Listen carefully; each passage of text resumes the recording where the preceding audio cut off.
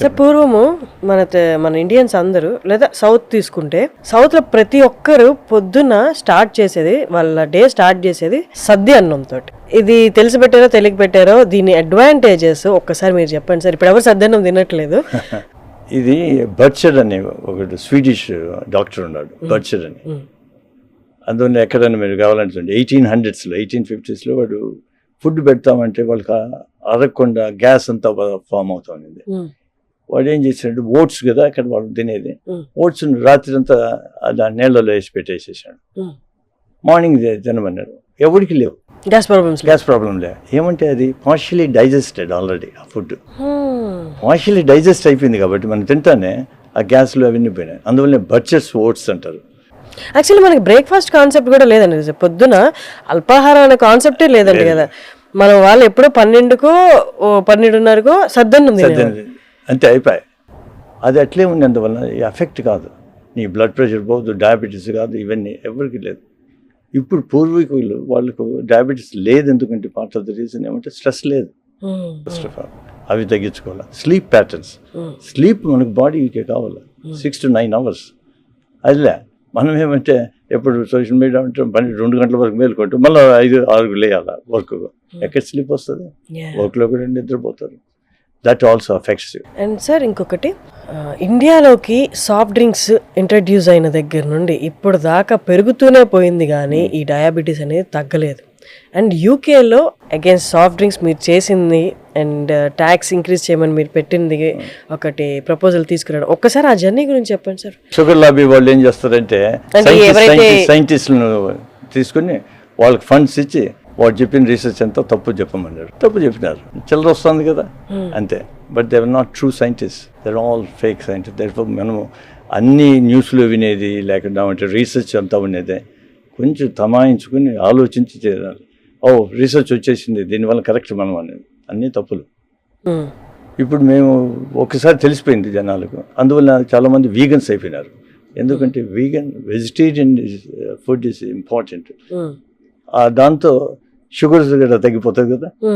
ఇప్పుడు కోకోకోలాని ఎన్నో కోలాలు ఏదైతే ఉండాలి, ఎన్నో ఉండాలి, ఫ్యాంట్ అంటే అన్నిట్లో వాళ్ళ చిన్న బాటిల్లో ఒక 300 ml 25 grams ఉన్నాయి. ఇంత బాటిల్లో 25 grams ఆఫ్ షుగర్ ఉండేది, బ్రహ్మాండంగా ఉండదని తాగేది. దాంతో ఏమైంది, మనకు డైలీ రిక్వైర్మెంట్ 25 grams కంటే తక్కువ ఉండాలి. ఇంకా నువ్వు తినే ఫుడ్లో షుగరే, తినేదంతా షుగరే. నువ్వు more than your requirement you already had it with one soft drink, energy drinks. And childhood ఇది మోస్ట్ ఇంపార్టెంట్. ఇప్పుడు మీరు అంటారు కదా ఏమి స్టేజెస్ మనం ఏమి తీసుకోవాలా, ఇవంతా చైల్డ్హుడ్ నుంచి స్టార్ట్ అవుతుంది. చైల్డ్ కాదు, ప్రెగ్నెన్సీ స్టార్ట్ అవుతుంది. అందువల్ల అక్కడ కూడా ఇంగ్లాండ్లో కూడా ఇప్పుడు ఆల్కహాల్ నిలిపేసేసారు డ్యూరింగ్ ప్రెగ్నెన్సీ. అది ఎఫెక్ట్ అవుతుంది కదా. ఫుడ్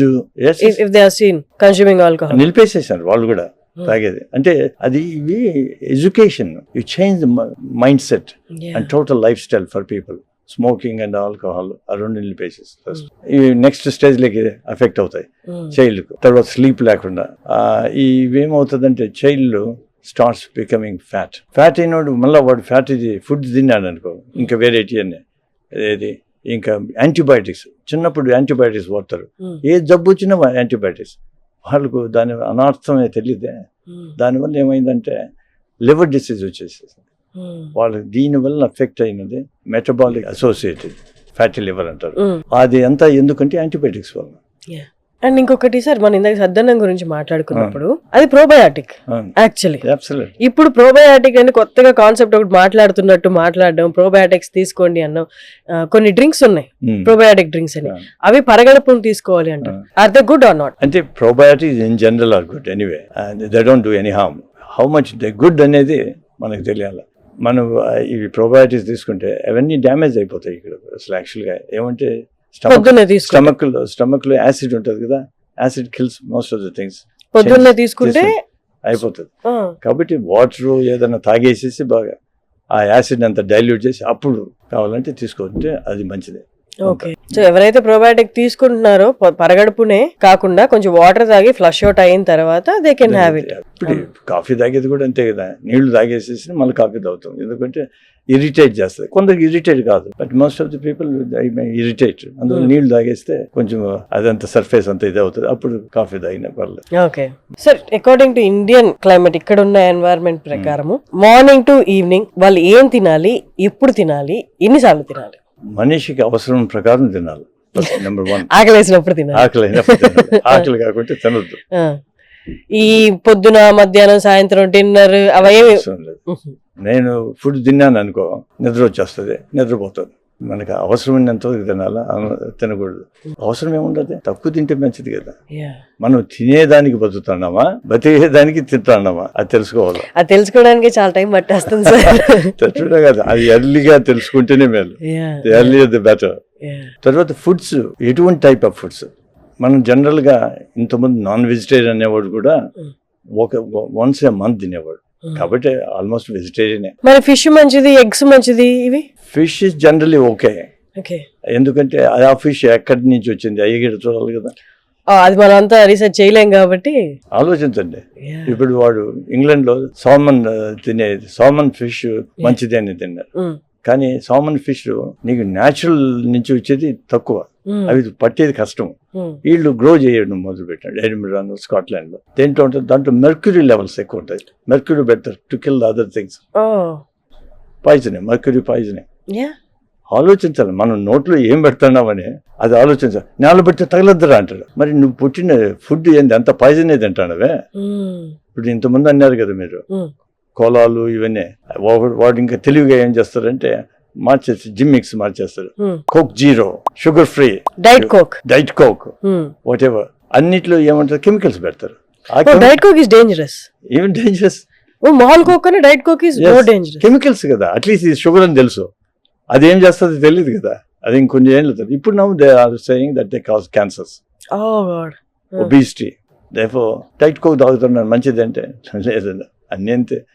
మామూలు మంచి నీళ్ళు తాగు, లేకుంటే టెంకాయ నీళ్ళు తాగు, ఇంకా ఫ్రెష్ అది. తర్వాత మజ్జిగ నీళ్ళు తాగు ఇంట్లో ఉంటే. సింపుల్ థింగ్స్, మనకు అన్నెసరీగా మనం కొని తెచ్చుకోవడమే. సో 25,000 పైగా పేషెంట్స్ ని ట్రీట్ చేసి, అది కూడా ఏంటి యూకే లాంటి దేశంలో. యూకేతో కంపేర్ చేస్తే మన పాపులేషన్ చాలా ఎక్కువ. అలాంటి కంట్రీలోనే 40 ఏళ్ళు ఉన్నారు, 28 ఏళ్ళకి పైగా బేరియాట్రిక్ సర్జరీలో ఉన్నారు. So 25,000 plus patients and 7,500 plus surgeries అన్నమాట. ఇప్పుడు ఇండియాకి వచ్చారు, వారి స్వదేశానికి వచ్చారు. ఇప్పుడు మీ అందరి కోసం అవైలబుల్ లో ఉన్నారు. సార్ని కేశవరెడ్డి గారు, డాక్టర్ కేశవరెడ్డి గారిని మీరు ఎలా రీచ్ అవ్వాలి అని అనుకుంటున్నారా, నేను డీటెయిల్స్ అన్ని కింద ఇస్తాను. మీరు డైరెక్ట్ గా డాక్టర్ గారిని మీరు రీచ్ అవ్వచ్చు. ఆయన ఇంకా మీదట ఇండియాలోనే ఉండబోతున్నారు. Thank you so much sir. Finally మీరు ఇండియాలో మా అందరి కోసం వెనక్కి తిరిగి వచ్చి, మా అందరి కోసం మీ ఎక్స్పీరియన్స్, మీరు అక్కడ ట్రీట్ చేసిన ఎక్స్పీరియన్స్ ఇక్కడికి వచ్చారు కాబట్టి మీ ఎక్స్పీరియన్స్ గురించి నేను చెప్పాల్సిన అవసరం లేదు, చూసిన వాళ్ళందరికీ అర్థమై ఉంటుంది. Thank you so much sir.